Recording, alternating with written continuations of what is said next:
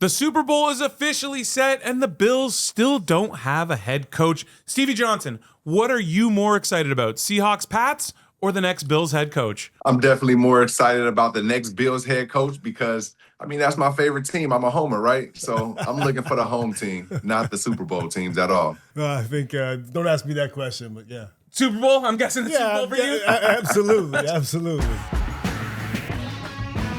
This is Broken Table. Hein, Chezzy, Stevie Johnson. Unless, of course, Terry Pagula's going to give another press conference, then it would be that. But go ahead. Man, honestly, I got to say, that thing was unhinged. You know what it reminded me of? This is way back, but when Ralph Wilson brought Marv Levy out of retirement and the two of them had the presser as a couple of 80-year-olds, that was epic. It was on that level of dysfunction. But having said that, I still think this is one of the best jobs out there.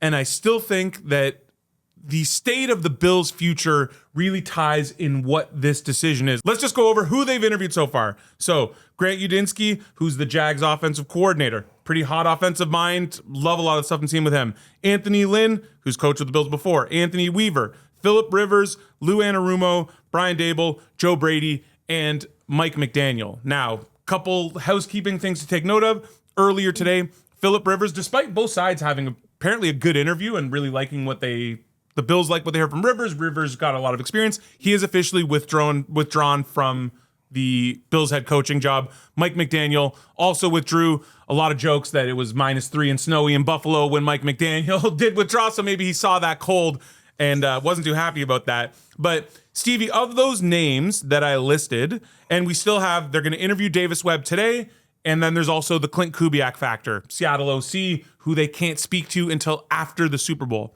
So all of those names, Stevie Johnson, who are you most aligned with wanting for the next Bills head coach? Well, for me, Hein, I'm most aligned with Brian Daboll, and here's a few reasons. One, he's from the area, so he understands what Bills Mafia is about. Whether that matters or not, it's still something for the Bills Mafia in that community. Two, he's been there with Josh before when he was just elite playmaker Josh. Now we need Josh to turn into a game manager, an elite playmaking game manager. And Brian Daboll has the offensive mind. However, if you hire Daboll as a head coach, he's not going to do everything on that offense. He can also hire a Davis Webb or another OC like myself. I'm joking. However, you can get a 2-for-1 with Daboll at head coach. Plus, he's got the community behind him. So I'm a ride with Brian Daboll. One thing I love about Daboll is that everyone's saying how he coaches Josh so hard, and they show a lot of the other stuff from when he was OC. And that New England game was the big one where he threw all those picks, and that was sort of the fork in the road moment for Josh Allen's career. But Daboll was in his face, and it's, especially with that position of quarterback, I think you want a guy who's going to coach him hard to bring the best out of him. What are your thoughts on Daboll? When was that you were talking So that was Josh year 2 or year 3 when that happened. Brian Daboll won't be coaching Josh the same now as you don't think so, though? Absolutely not. No. You guys are elite athletes. There's been a power shift, Chris. When Josh is the one that's probably deciding whether or not. Well, he's in on the interviews, and that's a question I have for you a little later. Yeah. I'm teasing a bit. Like, you're going to coach Josh as a second-year quarterback, if you're Brian Daboll, a bit differently than you coach the guy who is the most important player in the NFL right now. Yeah. But for me, if you're asking me who I look at, and I like Brian Daboll if Brian Daboll is the one that Josh wants. The reality is, for the Buffalo Bills, Josh is not only the most important player on their offense, he's the most important player on their franchise. Yeah. And so if Josh is happy, then the Bills organization's in the right place. So really, I know that they said Josh is going to have a part in it, but I believe that Josh will have the ultimate say in who the head coach is, because as long as it makes sense. And that it, like, towards what Stevie said, if you're talking about Brian Daboll, and Brian Daboll can get Davis Webb with him, who is Josh's boy, makes Josh happy, and there's a good defensive coordinator that's still available that they can get, then that's where I would go. But the bottom line for me, I'm doing whatever I can do to make Josh happy, as long as it makes sense. Okay, so I have two questions. There's two directions I want to take this. Let's start with, both of you and Stevie are both elite athletes, have played at the highest level. Do you want to be coached that hard to bring the best out of you? Or do you think once you've reached a certain stage as a vet that it's you can coach me hard, but like I don't need all that yelling and screaming in my face. That's a great question. Please, Stevie, I want to hear you. I love this, but go ahead. Yeah, that's a really good question. And I would answer it like this to tie it into the last question. Well, with Daboll and Josh, he already showed that he can be that coach, and Josh has obviously understood that helped him get to another level. So I don't think he has to do that consistently, and now just to answer that question straightforward, no, it's not needed because you don't have to do that every week. You don't have to be on me every week. You do that one time and that play, that'll click, that'll hit. And I understand it as a competitor, you don't want that to happen over and over to be getting chastised and corrected. So, you understood that this coach is going to say what he's going to say to you, and you're not going to just it's going to be swept under the rug, So I actually think it's a good thing that you can at least set that up and for your players. So what about you then? In your playing days, Chezzy, I'm sure you've had hard asses, I'm sure you've had player coaches. What did you prefer and what brought the best out of you as a player? I'm exactly to how we see the dynamic with Josh and Brian Daboll playing out for me would be when you're a younger guy, you can, coach can get in your face, can yell at you, all that. When you're a vet and a proven guy, if a coach is yelling at you and getting at you like that, it's a two-way street. Mm-hmm. It's reciprocal. If the yelling's going back and forth. He's not going to yell at. You're not going to yell at Tom. You saw Tom Brady get yelled at. He yelled right back at Josh. And we've even seen it we saw it with Travis Kelce and Andy Reid. Like once you reach a certain status, once you get that status, it's because you don't talk to veterans, respected guys. To Stevie's point, the guys that have proven that they get it, they'll make the corrections. You pull them aside. You talk behind closed doors. Mm-hmm. It's a respect thing. Once you're a vet, you've earned a certain status to where that, coaching me hard is not really part of the deal. It's collectively, and when you say coaching hard, you don't need to coach Josh Allen hard. You just need to collectively put your brains together and figure out what you need to do to adjust. And if you have a problem with something that's happening, the way guys are handling situations, i.e. maybe Lamar Jackson, maybe there's some stuff going on there, that conversation would happen behind closed doors. Hey, Lamar, please, we can't have you doing this anymore. I'd prefer you didn't do this anymore, yada, yada, whatever it is. But you're not going to call them out publicly. It's not going to happen. So now one thing that's been getting traction, and both on social media and on Bills Talk Radio, is, well, we don't want to just go and hire one of Josh's golf buddies. And I'm not going to say Davis Webb is that. Davis Webb seems like a bright offensive mind who a lot of people seem to really respect and like.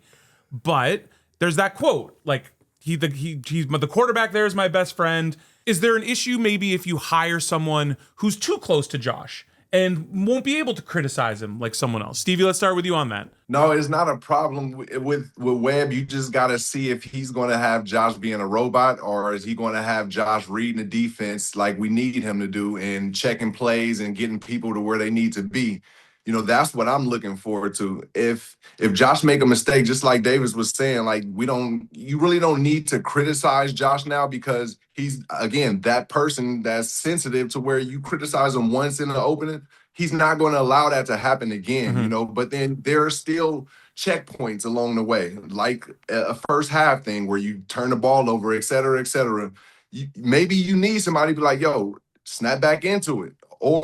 Or you don't, because we didn't see nobody do that to Josh, and he still came out and he still almost got the team to a victory. However, we didn't see Josh manage the game correctly. We didn't see him hit Khalil Shakir underneath instead of throwing it deep in double coverage. We didn't see him get his running back, flip him to the other side, and then let's get that slow screen and get it to you multiple times. We didn't see him take advantage of the offense. So with Webb, maybe he'll get Josh on that level, and that'll be a good thing, even though he's his buddy. But if he's a robot, if he's just giving him a play and saying, hey, you got to get this play in, it's the same of what we've seen. Josh is going to be great all the way up until he runs into a defense that's versatile and that's hitting and is coming downhill. Can we adjust to this?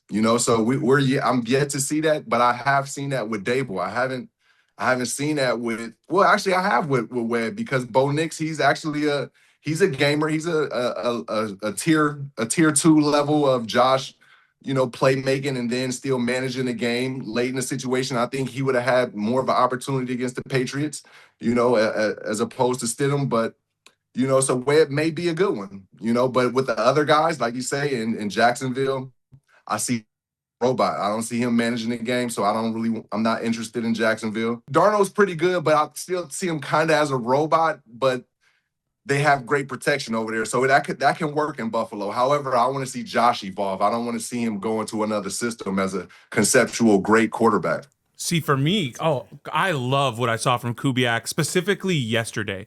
How many times did we see JSN lined up in the backfield? And Brady did a great job of illustrating it. When you're doing that, it's so hard if you're playing like a cover 2 or a cover 3 to be able to track that. So the creativity in which Kubiak got JSN the ball, I love. But the thing I liked the most about yesterday, and this might be Mike Macdonald, but it also is Kubiak, they were not afraid to throw the ball late in that game when they needed to just, it's like, hey, couple first downs, this game's over. How many coaches have we seen be afraid and just run the ball and play it safe? And especially with a guy like Darnold who's made mistakes. No, we are not afraid to let this guy win the game for us. And they went play action a couple times, and they basically said, we are ending this game on offense. You are not going to get another shot to have the ball. That is why I love Kubiak. But having to wait 2 weeks to get to interview him, that worries me a lot. You're going to lose out on potential if you don't get him. Yeah, then what? Then you're screwed. Everyone's gone. I want to go back to because I thought that was a great question. Yeah, you're 2 for 2, by the way. Oh, well, there we go. All right. The first question about coaching Josh Hart I thought was great. And then the next one I never even thought of, because you heard my answer to that. Mm-hmm. I said, I like whoever Josh wants. And I think that's because at the end of the day, Josh is the most important player. But you make a great point, is you don't necessarily – or you have to be careful hiring one of Josh's golf buddies, and whatever it is. And Stevie, I think we could both look at this. We could all look at this and see the pros and cons to that. This is where the one caveat that I said to Josh hiring somebody that he wants would be, you really have to. There's got to be understand the makeup of that guy. Like you'd have to understand, like Davis Webb, if you're going to go in that direction at all in regards to him being the OC or whoever he is. If the head coach, if you even heard that conversation, I doubt it. But you'd have to understand he's got to be a football psycho. You have to know for sure that he's a guy that just is absolutely obsessed with the game of football. By all reporting, it does seem like he is that football psycho and that bright offensive mind, which now brings me to my next question. How great would that be, though? Just a quick one. How wonderful would that be to have your best friend as your coach? As your head coach? Yes. So the offensive mind, I think, is very important. I'm going to name some matchups for you guys prior to this year. So here are the last 6 Super Bowl matchups prior to this year. Head coaching matchups. Reed versus Shanahan, Arians versus Reed, McVay versus Zach Taylor, Reed versus Sirianni, Reed versus Shanahan, Sirianni versus Reed. And then now, obviously, this year we have Macdonald versus Vrabel. I don't know if you guys noticed this, but prior to this year, the last 6 head coaching matchups all featured head coaches with an offensive background. In today's NFL, and with a quarterback like Josh Allen, do you need to give him an offensive-minded head coach? You can give him any, and he'll get you there. It's about the coordination, And you made a great point with Kubiak, how he aligned everybody, our JSN out the backfield. I did notice that, but I wasn't thinking about that when I spoke on him. And that's exactly what we need, a guy that's going to get playmakers elsewhere. If Josh can't do it, then yeah, maybe you do need that offensive mind that can do that with a passing game coordinator like your best friend to reiterate what's needed to be said to Josh. So yeah, I would say yes. So my take on this is that if you're going to hire a young or an analytical offensive guy, one of these offensive whiz kids, yeah, those guys as your head coach, or as your head coach, let's say, then I think you really have to have a strong veteran guy as your DC. Agreed. Or vice versa, if you hire a strong analytical guy as your OC, then I think your head coach you got to have a head coach now that's going to have a strong, a strong leadership presence. Because I just think on each side of the ball, you have to have a vet guy kind of on top that demands that respect and the presence. I think if you get a young, we've seen it over and over again, the young whiz kids, they're great if they're rolling, but as soon as there's any adversity or they lose, those guys don't demand the respect of the room. Also, something else with them, and it's a fair critique with both Kyle Shanahan, with LaFleur, even with McVay, those guys seem to be so focused sometimes on play calling that they lose track of the simple game management things, and that will cost them in games. So I'm with you. If you're going to bring in one of these whiz kid guys as an offensive guru as your head coach, then, and I know Brian Flores just re-upped with the Vikings, I would want like a strong DC like a Brian Flores or a veteran DC that can you want to build your coaching staff complementary. Yeah. However, when you have Josh, what we've seen from Josh of late, he's regressed in terms of downfield passing. So that's why in the end, I'm like, okay, if I know he works well with Daboll. Both the offensive firepower was never better than with Daboll, while also limiting the mistakes. Joe Brady, to Stevie's point, tried to make him a little bit too robotic and a little bit too playing within structure. So that's why I'm open to Daboll, because I know Daboll will unleash him while also keep him sort of contained. Yeah. I feel like the defensive coordinator should be spoke on more, who we get, because ultimately whoever Josh have leading them on offense, he's going to have the team in the game. It's about the defense stopping the offense. If you want to win championships, Davis won plenty of championships. He's a defender. He's had plenty of stops throughout games and situations. And we saw the Bills fold every time it was a pressure situation. They got soft. So, I think defensive coordinators are the most important in this point, considering you have one of the best dual threats in Josh Allen. And that's going to be difficult. That's probably why you have to figure this out sooner than later. Yeah. And because depending on who you get at OC, if you wait, or at head coach, how are you going to build a staff? If you wait, there aren't going to be what defensive coordinators are going to be out there available. Yeah. Like the best ones that we're talking about would be head coaching candidates. If they don't get those head coaching jobs, they're going to sign with other teams as the DC before Buffalo. I mean, you would have to get, and this is why we know how the game works. Coach or GMs, owners, they're talking to agencies. So Kubiak's agency, whether he's with CAA or whoever heck he's with, Drew Rosenhaus, whoever he's with, he say, wait for 2 weeks, can't talk to me. For certain, his agency behind the closed doors will say, hey, we need X amount of years over this term with this amount, and if you're going to sign with us, then we'll hold off and we'll meet and talk after Super Bowl. But they're not just going to not talk to him at all. That's not the way it works. We know the back channeling is happening, but to your point, you leave yourself with your pants down. Good luck finding and filling out your staff. And one thing that Bills fans might not want to hear, the name who's been linked to potentially follow Clint Kubiak if he gets a head coaching job is Leslie Frazier at DC. As Leslie Frazier is on that Seahawks staff, and we know how Bills fans feel about Leslie Frazier and soft coverages. But okay, let's get to the Super Bowl in a second, but I have one other question on the coaching stuff. Josh Allen has reportedly been involved in these meetings. So in these head coaching interviews, which seems a lot of power to be given a quarterback. Personally, I'm okay with giving the most important player in your franchise that type of power, because you need him to be in line with whoever you're hiring as your head coach. So Chesy, let's start with you. Is putting Josh Allen in head coaching interviews, is that too much power for one player? Not at all. It's simply just the dynamic of and the power structure of the NFL right now. Salaries, power, it is what it is. No, it makes complete sense. What about you, Stevie? Same. I'm with both of you guys. It's all right. Josh has earned that, and we already know he is the organization, and he makes choices based on his teammates. So, yeah, I'm cool with that also. Do you think this maybe sets a precedent moving forward where we see quarterbacks involved in these meetings? This is good for evolution in the game on and off the field. And, considering on the field, get your quarterbacks involved. Lamar Jackson should be inside these meetings also. Justin Herbert, the same. Building up his O-line, why not? Get those guys involved. I think there's only a handful of guys, quarterbacks that have earned that. Mahomes, that Burrow, right. Lamar, Josh, I think are the four. Those guys have earned that right. And the ones that won Super Bowls too. That's the way it works. Okay, let's go. Let's talk some Super Bowl, because the matchup is set. And Chesy, it's funny, many weeks ago when we were talking about, do you want the good quarterback? Do you want the good team? You said, give me the team. Give me the Seattle Seahawks. I don't care if Sam Darnold has had those issues in the past. And lo and behold, you were correct. Yeah. But that was a great team who won. But Darnold has looked really good in getting there.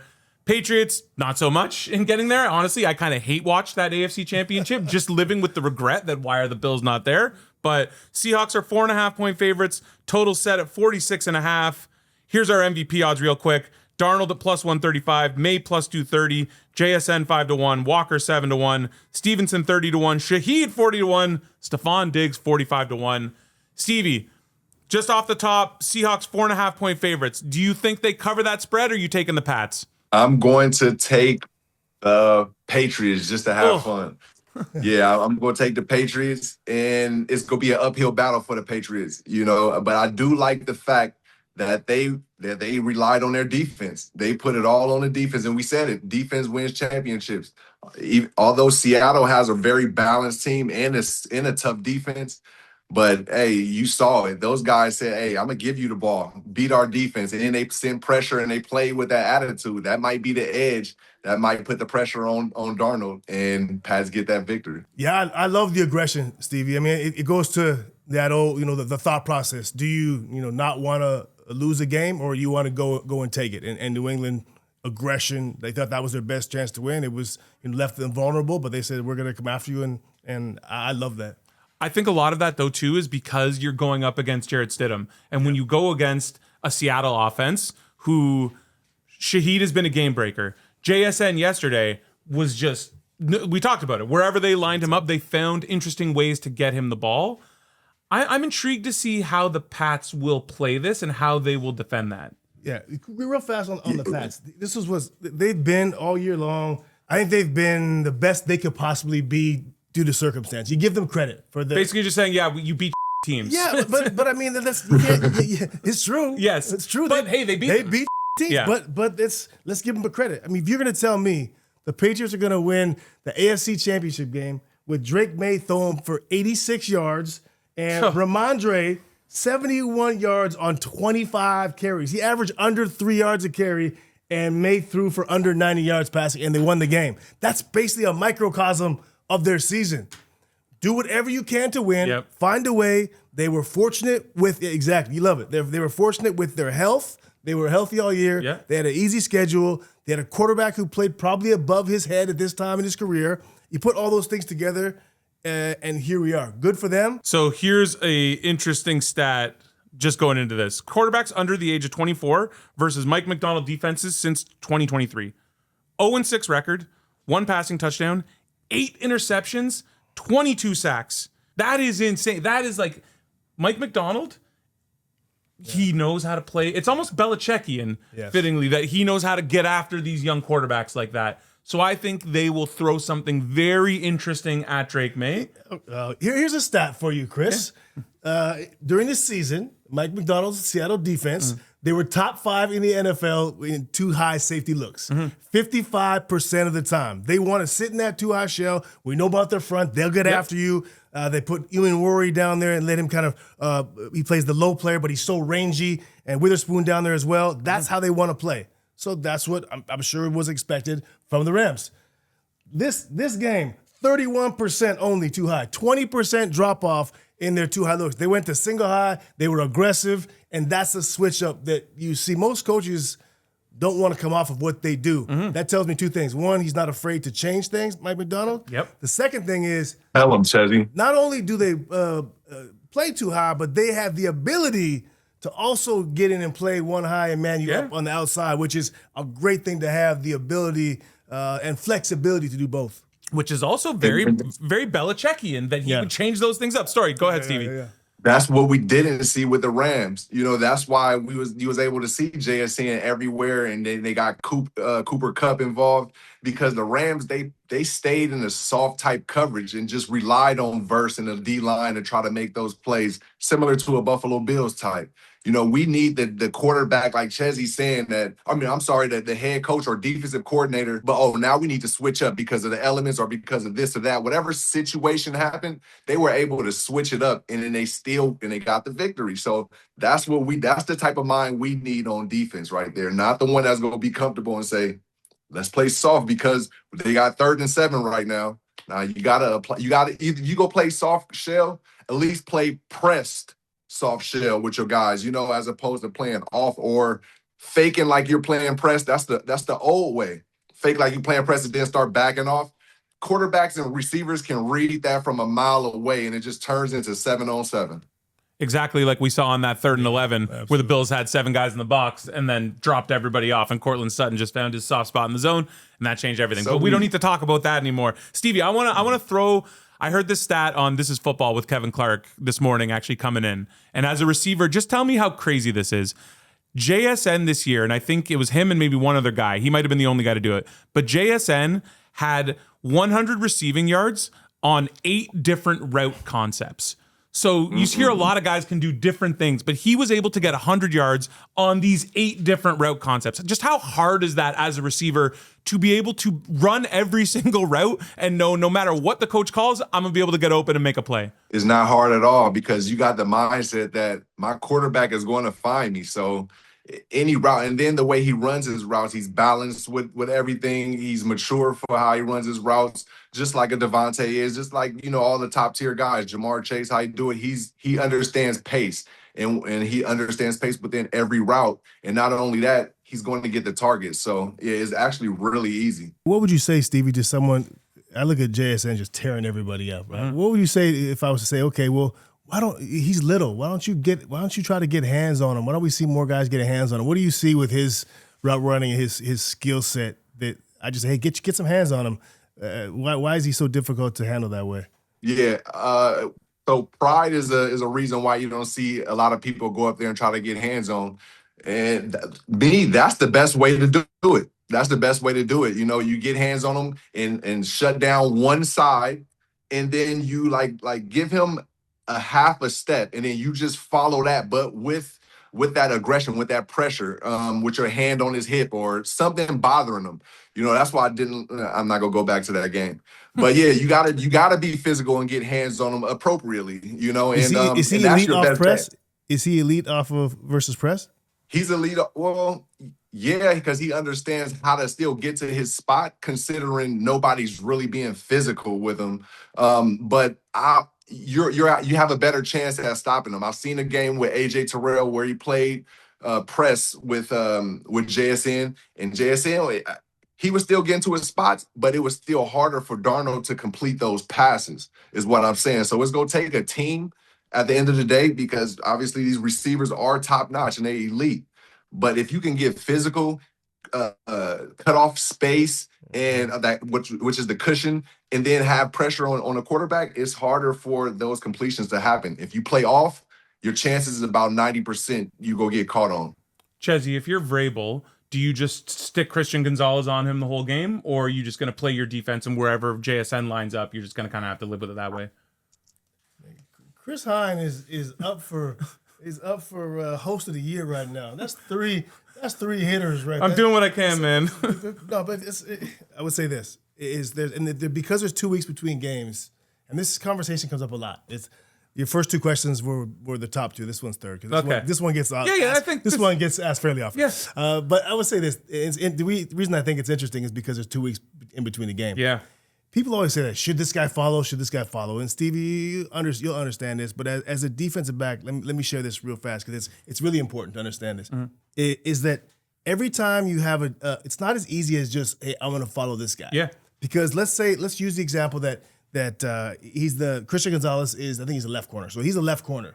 So if he follows JSN, whatever call they make in the huddle, wherever JSN goes, Christian Gonzalez has to, let's say he lines up in the right slot. So now Christian Gonzalez comes all the way across, lines up in the right slot, and now if they call a zone, he's got a certain responsibility in that zone.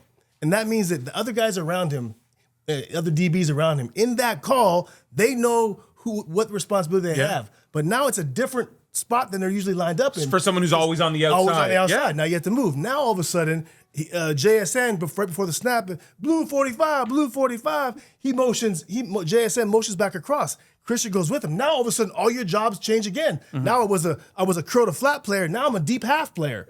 And so it's all changing. The amount of movement change and the opportunity to blow coverage in doing that is very rarely worth the benefit of shadowing somebody. So you're saying just play your defense, line up where you normally would. Now, sorry, one quick follow-up, Chezzy, then. Sorry. Go ahead, Stevie. Go ahead. Oh, yeah, I'm riding with Chezzy because we saw it with the Denver Broncos. I would have thought that they would have put Surtain on one of our tight ends and just shadowed one of those guys. However, it takes a team, and we saw those safeties coming downhill, laying a boom, and filling in the opposite side. So, I think you can't utilize that shadow technique. You got to just get the rest of the team involved on the same page. One other question for you, Chezzy. We talked about it a few times now. Him lined up in the backfield. How much harder is it to cover a receiver who's shifty like him when he's starting in the backfield? And we've seen the Bills do this with Shakir a lot too, versus if he's just lined up on the outside right in front of you. You know who'd be really hard to handle like that?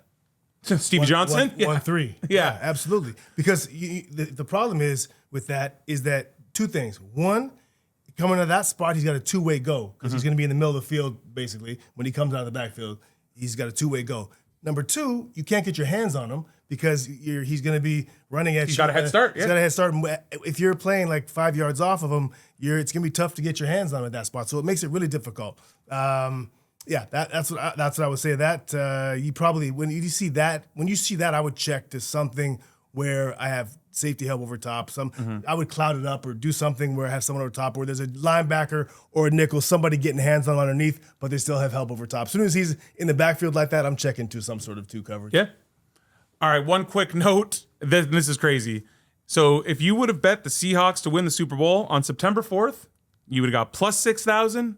If you would have bet the Patriots to win the Super Bowl on September 4th, you would have got plus 8,000. If any of us would have bet that or bet both, we'd be retired. We'd be retired by now. We'd have a bowling alley at our house. Yes, we would have a bowling alley at our house. But real quick, wake up to FanDuel's new month-long celebration as Fanuary. It's almost over, but Super Bowl bets, fan favorite pop culture novelty bets. We've got Takia's prop. She's got her prop novelty bets coming. And we're going hard on coin toss next week for next week's show. I'm going to be on the streets. I'm going to be doing a little same street or same game parlay, but just on coin tosses, which brings me back to high school where we would just be flipping coins for stupid amounts of money. That's the degeneracy started really, really young. What about the bills? Did y'all used to flip the bills and when it just coins. But Fanuary on FanDuel, giving you everything you need.